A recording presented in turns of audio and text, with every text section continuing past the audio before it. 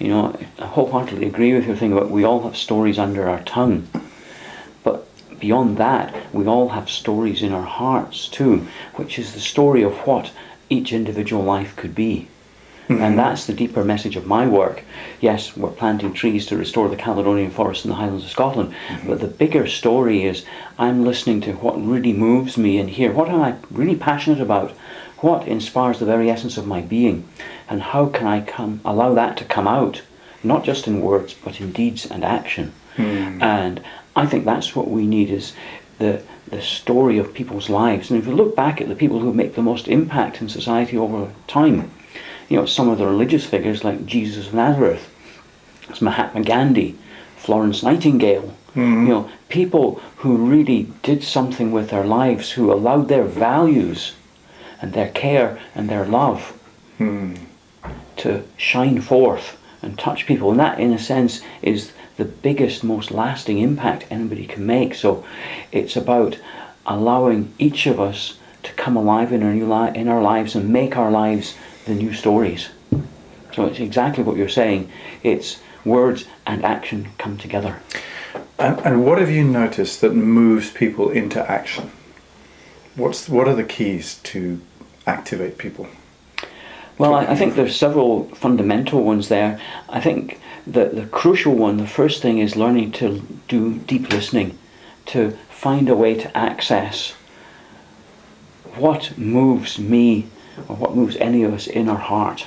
Mm-hmm. And you mentioned a few moments ago about, where we suffer from this excessive external stimulation at the moment, news, internet, social media, films. We're bombarded with stuff and it's information overload. And what that does often is prevent people from actually turning within and finding their real source. I often quote the word education to people, and education comes from Latin, from ducare, which is to lead, and educare is to lead out, it's to draw forth. Mm-hmm. So the true meaning of education is to draw forth what's already inside us. Mm-hmm. Whereas today it's become pack more stuff in from outside. Yeah. So the first thing then is learn to turn within and to find out, if there were no issues, no problems in the world, what would I do? What would be my wildest fantasy? What would be my craziest idea? What would the thing that really make my heart sing? And that's what I should be doing anyway. And it is what I'm doing. That's what I've learned. So first thing is that turning within and finding out what really moves each individual person. And then it's having the courage to express that and having the confidence and the trust to know that in doing that, no matter how ridiculous, how impossible it may seem, we can actually make that happen. There's a famous quote I used to have on my wall. I can't remember who it's from, but it says, "Evolution is the history of the impossible made possible." Lovely. Evolution is the history of the impossible made possible.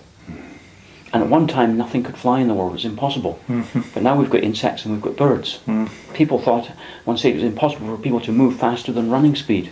Yeah. Now people, go in rockets to the moon at, 24,000 miles an hour.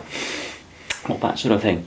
And it's true for the inner potential. So it's inner listening, it's acting on that, it's crucially taking some action, because my experience is when I do something like that and put the passion of my heart out there in the world, I evoke a response. Mm. People say, "Wow, wonderful." Mm-hmm.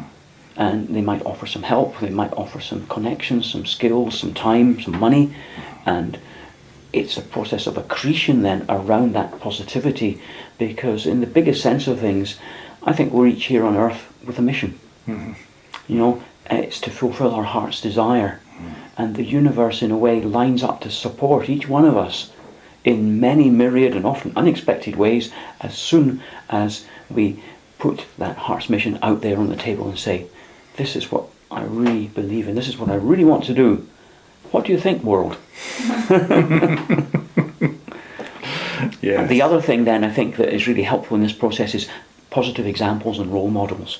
Right. Because we don't have many of those in the world today, and I certainly grew up with the conditioning that you can't do that, either because I didn't have the skill or the training, I didn't have the background, or it was too crazy an idea, it was beyond me, or all the things that schools and parents and society say. And it's all an illusion.